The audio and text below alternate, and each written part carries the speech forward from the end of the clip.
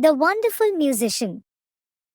There was once a wonderful musician who went quite forlorn through a forest and thought of all manner of things, and when nothing was left for him to think about, he said to himself, Time is beginning to pass heavily with me here in the forest. I will fetch hither a good companion for myself.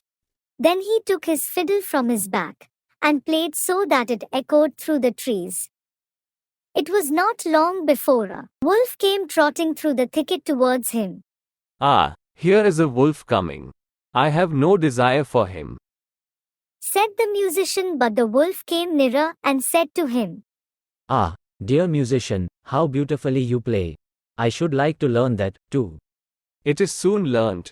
You have only to do all that I bid you. Oh, musician, I will obey you as a scholar obeys his master. The musician bade him follow, and when they had gone part of the way together, they came to an old oak tree which was hollow inside and cleft in the middle. Look, if you want to learn to fiddle, put your forepaws into this crevice.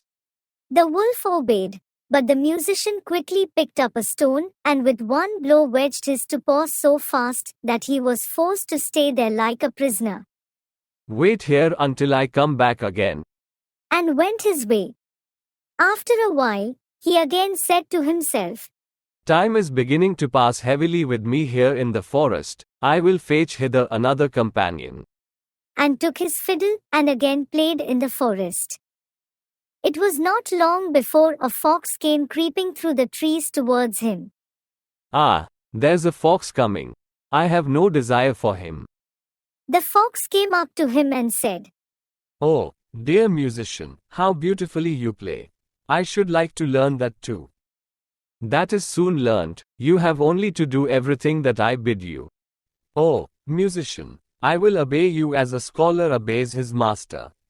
Follow me. And when they had walked a part of the way, they came to a footpath with high bushes on both sides of it. There the musician stood still, and from one side bent a young hazel bush down to the ground, and put his foot on the end of it. Then he bent down a young tree from the other side as well, and said, Now, little fox, if you want to learn something, give me your left front paw. The fox obeyed, and the musician fastened his paw to the left bough. Little fox, now reach me your right paw. And he tied it to the right bough. When he had examined whether the knots were firm enough, he let go, and the bushes sprang up again, and jerked up the little fox, so that it hung struggling in the air, Wait there till I come back again. and went his way. Again he said to himself, Time is beginning to pass heavily with me here in the forest. I will fetch hither another companion. So he took his fiddle, and the sound echoed through the forest. Then a little hare came springing towards him. Ah, a hare is coming. I do not want him. Ah, dear musician, how beautifully you fiddle. I too should like to learn that. That is soon learnt. You have only to do everything that I bid you. Oh, musician, I will obey you as a scholar obeys his master. They went a part of the way together until they came to an open space in the forest, where stood an aspen tree. The musician tied a long string round the little hare's neck, the other end of which he fastened to the tree. Now briskly, little hare. Run 20 times round the tree. And the little hare obeyed, and when it had run round 20 times, it had twisted the string 20 times round the trunk of the tree. And the little hare was caught, and let it pull and tug as it liked. It only made the string cut into its tender neck. Wait there till I come back.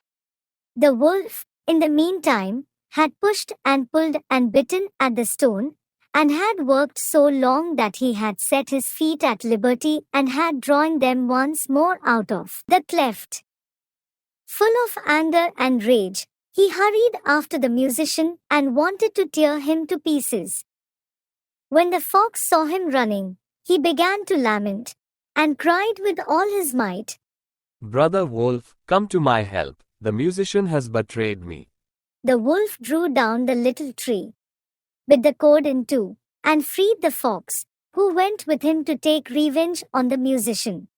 They found the tied-up hare, whom likewise they rescued. And then they all sought the enemy together. The musician had once more played his fiddle as he went on his way, and this time he had been more fortunate. The sound reached the ears of a poor woodcutter, who instantly, whether he would or no, gave up his work and came with his hatchet under his arm to listen to the music. At last comes the right companion, for I was seeking a human being, and no wild beast. And he began and played so beautifully and delightfully that the poor man stood there as if bewitched, and his heart leaped with gladness. And as he thus stood, the wolf, the fox, and the hare came up, and he saw well that they had some evil desire. So he raised his glittering axe and placed himself before the musician, as if to say, Whose wishes to touch him, let him beware, for he will have to deal with me. Then the beasts were terrified and ran back into the forest.